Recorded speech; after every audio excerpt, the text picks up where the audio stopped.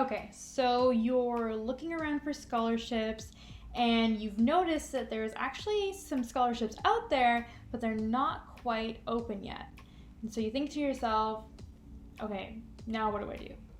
Well, in today's video, we're gonna be going over the steps that you need to take before you apply to scholarships. And these steps are gonna help you maximize your chances of winning these scholarships.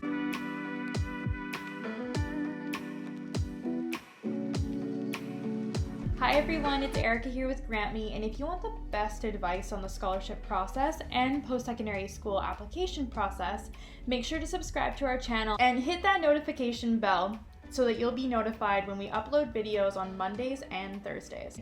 And if you want the best advice on the scholarship process and to check out what programs we offer, feel free to check out our website at grantme.ca and you'll be able to sign up for our free webinar. So let's jump into this. So some of you might be scrambling around for certain scholarships that you've found and you're really not sure where to start, or they haven't opened up yet.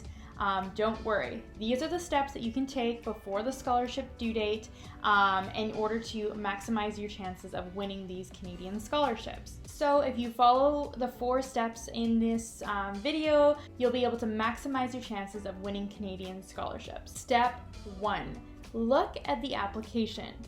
Look at what you need for the application. So when you're on the website, take a look and write down what items you need for this application.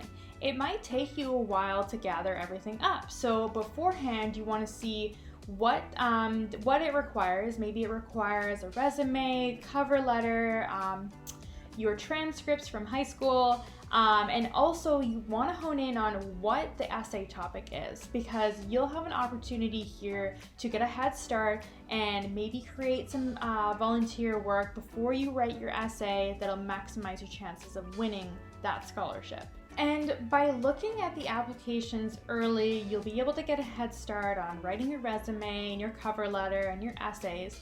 And you'll be able to take a look at what the values are of that scholarship foundation or that business that is offering the scholarship. Then you'll be able to really see what skills should you highlight of your own for that application. So just simply taking a look at what the application requires, taking a look at their website to see what the company's values are really going to be important when it comes to creating your cover letter, your resume, and your essay for that scholarship application. And by doing this basic research on what the values of the companies are, you'll be able to implement them in your documents, and that really shows beyond basic details that you really are a great fit for this scholarship or future employment. Now I have a little bonus tip for this step. And so when it comes to reference letters, some of your references might say, oh, I don't have time to do that right now, or I don't have time to help you out. Like I'm sorry, I can't do this quick enough for you. What you can do is actually write your own reference letter, leave the dates and the signature blank, and get them to sign it. Then you'll have it all prepared beforehand and you'll know exactly what's on the reference letter. And you can use that for multiple references if your references don't have time to simply get a letter back to you in time before your application is due. So step 2 is actually creating your own scholarship tracking sheet. Now, this is really important. When it comes to the scholarship process, you want to be gathering as many scholarships as you can, but you don't want to lose track on the due dates. You want to be as organized as possible, or else you might be missing applications along the way. You'll be missing out on free money that could ultimately help you with your education. So for your scholarship tracking sheet, you want the following things. You want the name of the scholarship and attach the website, so you'll always have the website available for you. And then you also want the open date of the scholarship. You want the due date of the scholarship, the amount that the scholarship is worth, and then whether you've won it or not, or whether you have applied to it or not.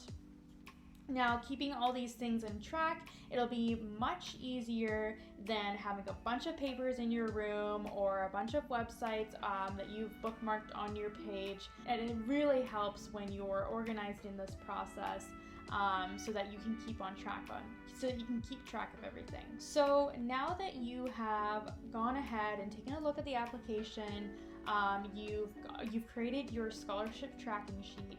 Now you can go and gather everything that you need. So, but what does that mean? So when you've looked at your application, you figured out, wow, I should go get some more volunteer work. I really need to go touch base with my references. I need to start writing this cover letter. I might need a couple of questions answered, so I want to contact the committee to make sure that I'm correct about a couple of things on the application. This is your time for action and to get everything figured out beforehand. So for example, say that the application is looking for community involvement. They want you to discuss your community involvements. So right there, you might notice, oh crap, oh no, I only have one volunteer role that I'm involved in currently. I need to go find another role, or I need to create another role. So that might be looking at your school or looking at your community and gathering a bunch of people together so that you can create a fundraiser or an event and really quantify the information that you have for that event. And then you'll be able to put that into your essay. So that's when you really want to take action on gathering everything you need for that scholarship application to really maximize your chances of winning. So critically think about what you need to gather, and then maybe even write down what steps you need to take in order to accomplish everything you need before the application is due. So I have a little bit of a bonus tip here as well. So when it comes to volunteer work, you really want to focus in more on initiator roles rather than member roles. So for example, say that you helped out with a leadership camp. Say that you helped out with a children's camp and you were a mentor to the kids at the summer camp, and you helped out for one summer. So that's a great leadership role. You're also a member of an organization that helped children have a great summer camp experience. So that's a great role to have. That by all means, don't ever discredit that. That's great. But what you really want to think about is, well, what can you do for your next volunteer initiative, and how do you really make that stand out on a high-ticket scholarship application? Well, you want to create an initiator role, which is a role that you go ahead and create yourself. Now, that doesn't mean you do everything yourself. That means that you can ultimately enroll people into your idea, but you started it originally. So what I mean by that is, we'll take an example where, say that you find a lot of garbage being dumped in the park that's near your house, okay? So what you do is you can gather a group of your friends and family, or gather a group of people to go ahead and clean up the park a couple hours a week, and therefore reduce the amount of garbage that's in the park.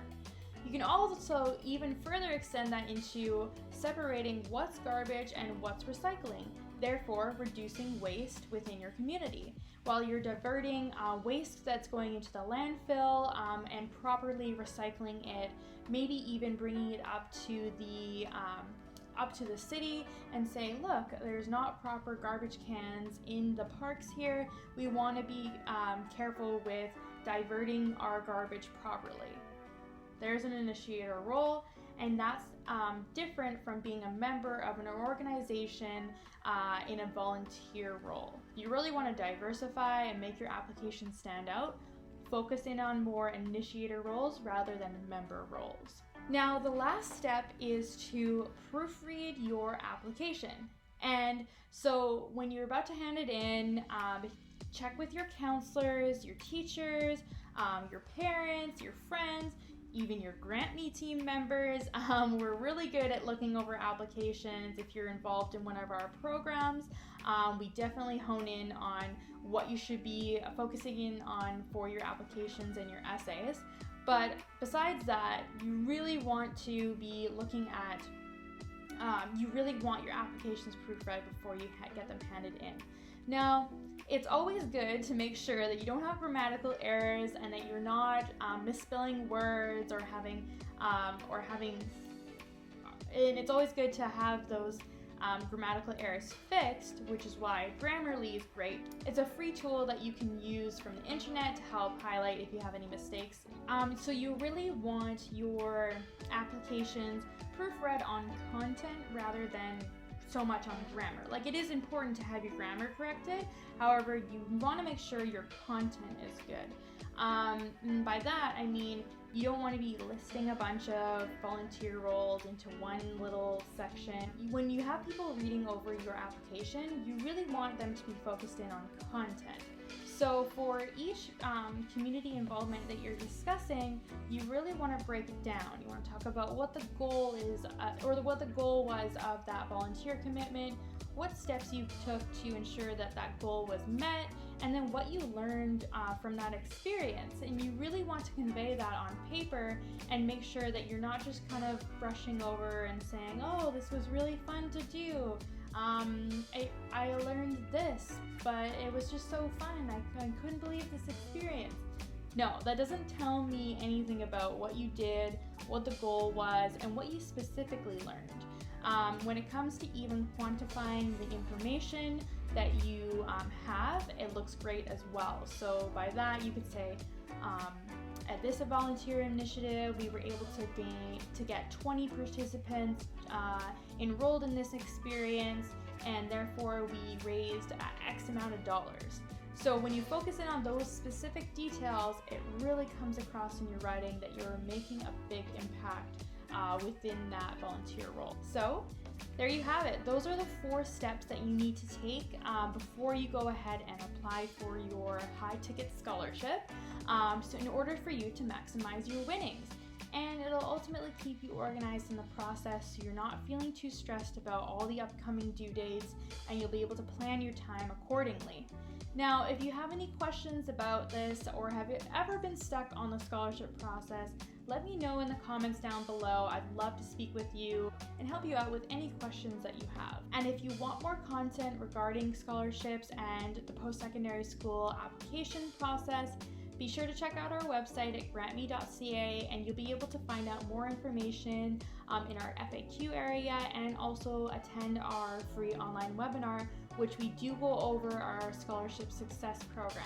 So I'll link that down below so you can check that out. Also, if you want to learn more about what students have been winning in our program, be sure to check out our scholarship success stories. I'll link Helen's story above so you can check out how she ended up winning her scholarships and what her process was through our program. Thanks so much for tuning in, everyone. Have a great day. Bye, guys.